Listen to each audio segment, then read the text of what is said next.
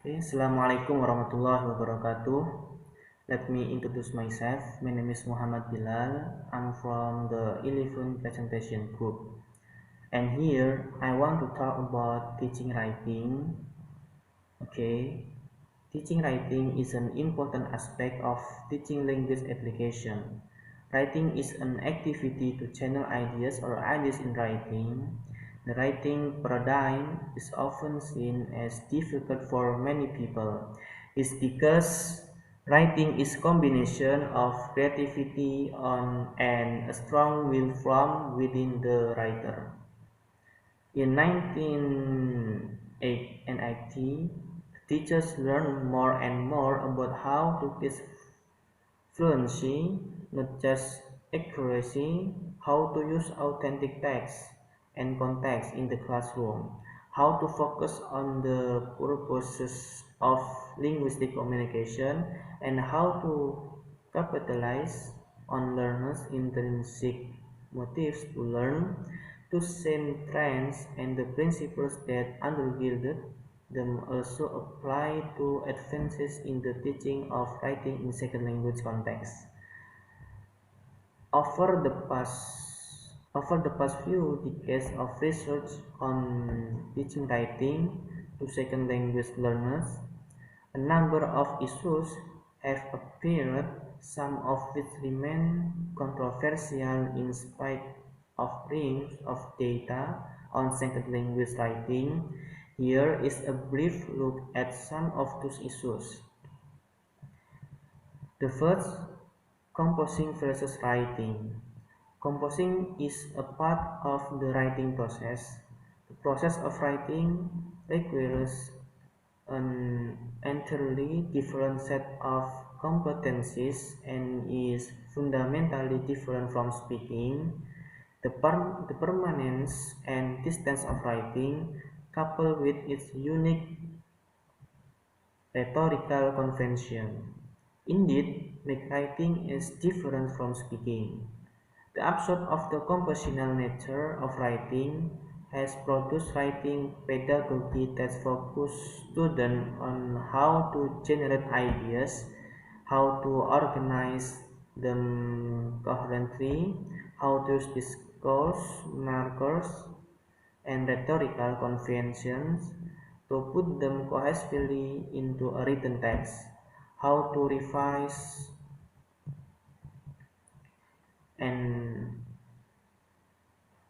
how to revise text for clear meaning, how to edit text for appropriate grammar, and how to produce a final product. The second is process versus product. Process approaches do most of the following adapted from C.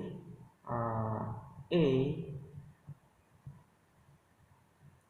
Focus on the process of writing that leads to the final writing product. B. Help student writer to understand their own composing process. C. Help them to build repertoires of strategies for pre-writing, drafting, and rewriting. D. Give students time to write and rewrite. E. Place central importance on the process of revision. F. Let students discover what they want to say as they write. G. Give student feedback throughout the composing process, not just on the final product, as they attempt to bring their expression closer and closer to intention. Hi. Encourage feedback from both the instructor and peers. I. Include individual conferences between teacher and student during the process of composition. Writing is two Writing is two-step process. The first you figure out your meaning, then you put it into language. Figure out what you want to say. Don't start writing till you do. Make a plan, use an outline, begin writing only afterward.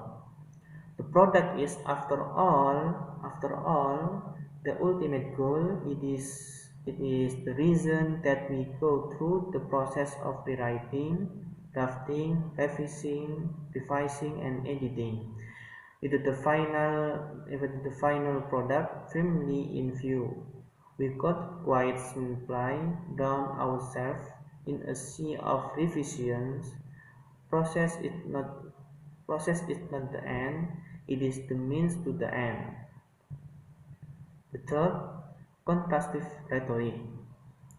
Contrastive rhetoric is the study of how a person's contrastive rhetoric is the study of how a person's first language and his or her culture influence writing in a second language, or how a common language is used among different cultures. In 1966, an article was published by Robert Kaplan that has been the subject of much discussion and debate ever since. Kaplan's thesis was that different languages and cultures have different patterns of written discourse. English discourse, according to Kaplan, was schematically described as proceeding in a straight line, Semitic writing in a zigzag formation, Oriental written discourse in a spiraling line, and so forth. The fourth, differences between first language and second language writing. It was initially believed that the composing process in both first language and second language was similar. However, recent research suggests that second language writers do less planning, are less fluent, less effective in starting goals. Pedagogical implication is important to determine appropriate approaches to writing instruction for second language writers in different contexts. Writing teachers need to be equipped to deal effectively with the social culture and linguistic differences of second language. The assessment of second language writing should take into account the fundamental differences between first language and second language writing. The fifth, authenticity. Authenticity is a real writing. So, why do we want students to write in school? Writing is a way of life. Without some ability to express yourself in writing, you don't pass the course across the X levels from elementary school to university graduate courses. We write in order to succeed in mastering the subject matter.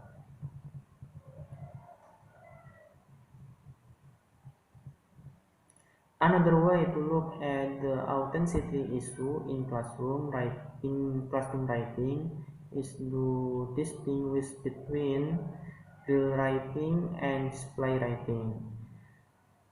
Real writing, as explained by Anne Rimes, is writing when the reader doesn't know the answer and genuinely wants information. Writing to display one's knowledge is a fact of life in the classroom, and by getting your students to perform well in display writing exercises, they can learn skills that will help to them to succeed in further academic pursuits. The sixth, the role of the teacher. This facilitative role of the writing teacher has inspired research on the role of the teacher as a responder to student writing.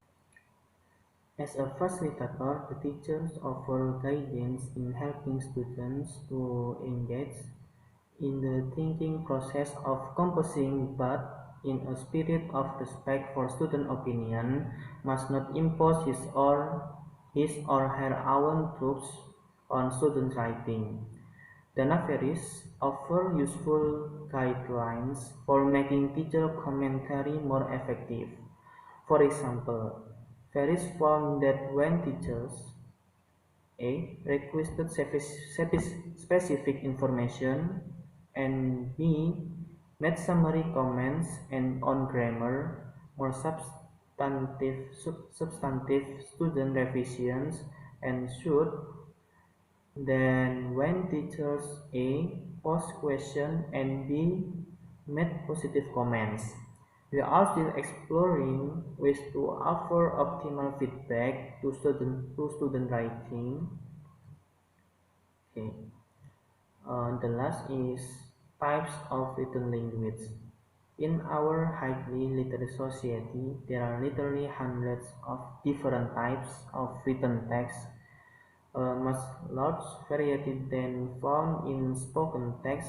Each of the types listed below represent or is an example of a genre of written language. It has certain rules or conventions for its manifestation, and we are thus able immediately to identify genre and to know what to look for within the text. Consider the following non-exhaustive list: non-fiction, reports, editorials, essays and articles, and references, and then fiction like novels, short stories, jokes, drama, poetry, and then letters like personal or business, greeting cards, and then diaries, journals, memos, messages, and then announcement, newspaper, etc. Okay, this is my presentation. May be useful. Thank you very much. Assalamualaikum warahmatullahi wabarakatuh.